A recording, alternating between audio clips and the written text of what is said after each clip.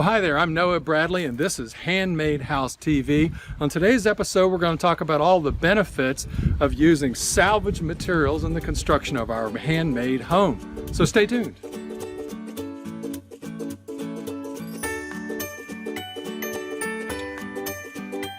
Welcome back to Handmade House TV. On today's episode, I wanted to share with you a little bit about the salvage materials I've managed to acquire so far that I intend to use on the construction of this little log shed.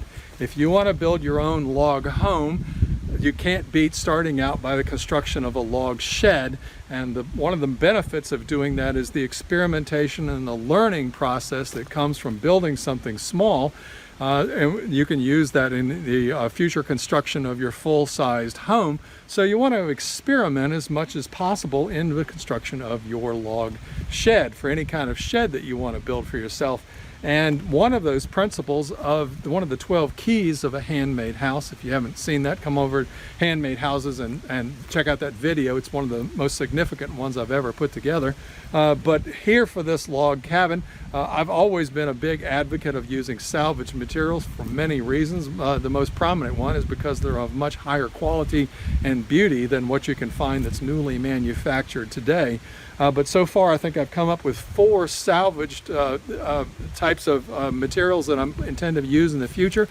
So far, when we started out the construction of this log shed here, the stones that we used for the construction of the foundation were actually stones that were salvaged from a high school out of Pennsylvania.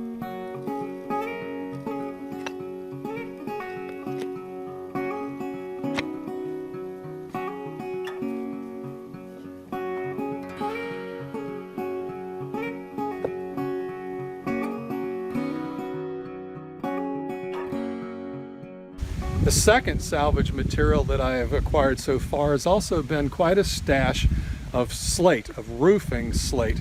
And I'll talk more about it in an upcoming episode when we're installing that slate. But nonetheless, slate is a phenomenal material. It lasts for centuries. I don't think anyone really knows how long Buckingham slate will last. I've pulled it off of structures that were 200 years old, and they were just as sound and good as what the brand new slate that you can get at a nearby quarry. So slate is a wonderful material to reuse, and again, I'll go into more detail about that in an upcoming episode.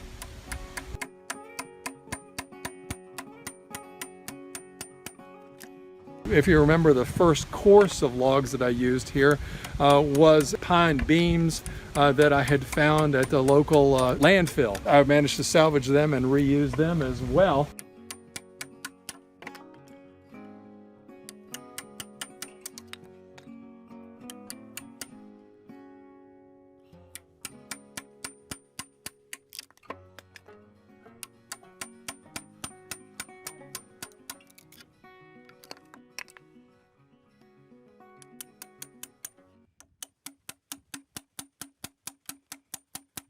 If you're going to use one salvage piece of material in your entire house, a door is number one on my list. If you build a brand new home in a subdivision and you use one salvaged vintage door in it, I guarantee you that door will draw more compliments than any other aspect of your entire home. So a door is critical. It's the first thing we encounter when we are walking up to a home. There is a beauty that comes with it, with the aging and the quality craftsmanship of doors of old, and I felt this would be perfect for this particular structure here. And plus you can often get it at a bargain price versus the cost of a new one. So here I have my salvage door. I have myself some really nice beautiful antique vintage strap hinges to put onto that door, and the only thing left is the fact that I need to trim out this front door of the log cabin, and I really needed some nice material for it. Typically whenever I'm trimming out the exterior of a cabin, I'll go with a wood that's either aged and vintage to blend into the wood of the logs themselves, or I'll use the same sort of material that I've done to do the porch flooring. I try to make the wood as well crafted and fitting into the cabin as possible, but also to make it disappear. I don't want it to be too loud.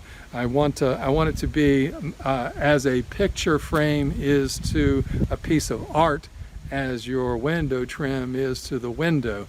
Many people will use inappropriate trim, a little bit too large. We go over all this in the Log Cabin Academy, but you don't want to draw too much attention to it. You want it to fade into the home, to look like it's part of the logs. It's sort of a transition area between the windows and the logs themselves.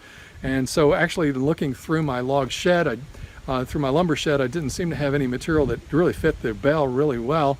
And of course, I went to my local landfill, and lo and behold there, I found just enough boards to probably do all of the trim work associated with the doors and openings on this little log cabin.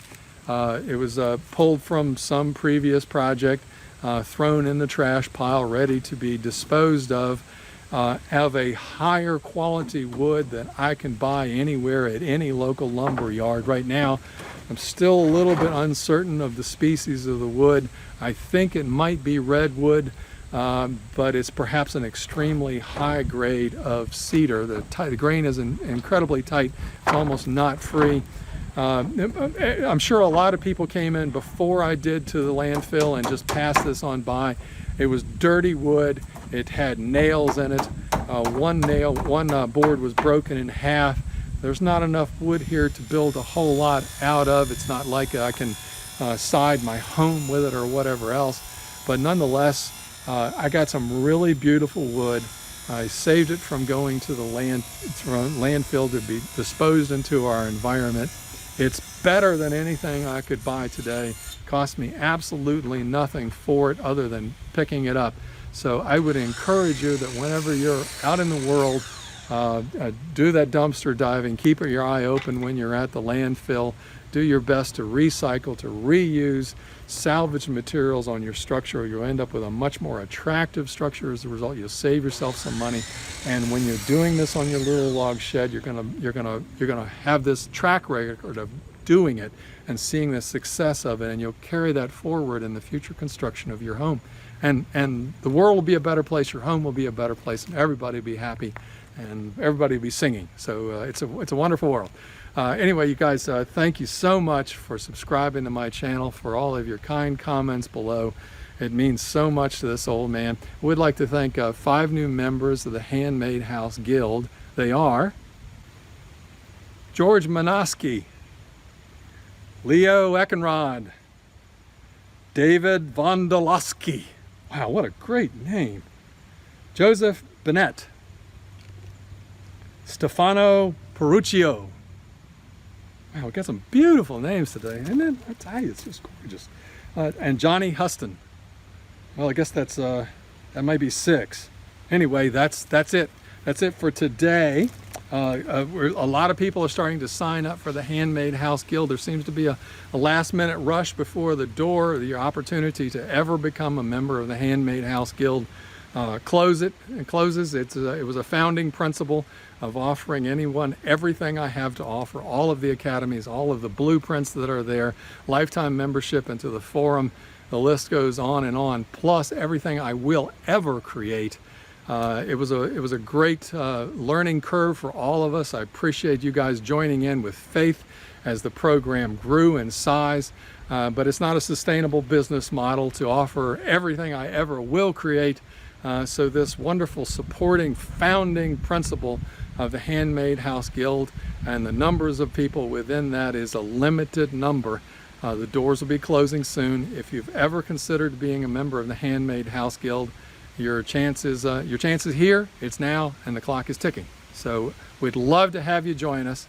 But for everybody else here on Handmade House TV, thank you so much for joining me. Look forward to seeing you next week when I've got yet another inspirational, at least I think it's inspirational, thing that will help you get the highest quality handmade house possible. The one that goes, wow, the incredible one, not the one that you'll finish and you'll think, wow, what a nightmare that was to go through, but the one that will be satisfying. When you get done with it, you'll be 100% pleased with it, and you always will be pleased with it. It won't be a year or two later you'll go through that, I wish I had done something different. Anyway, enough rambling from the old man. Thank you guys so much. We'll see you next week. Bye now.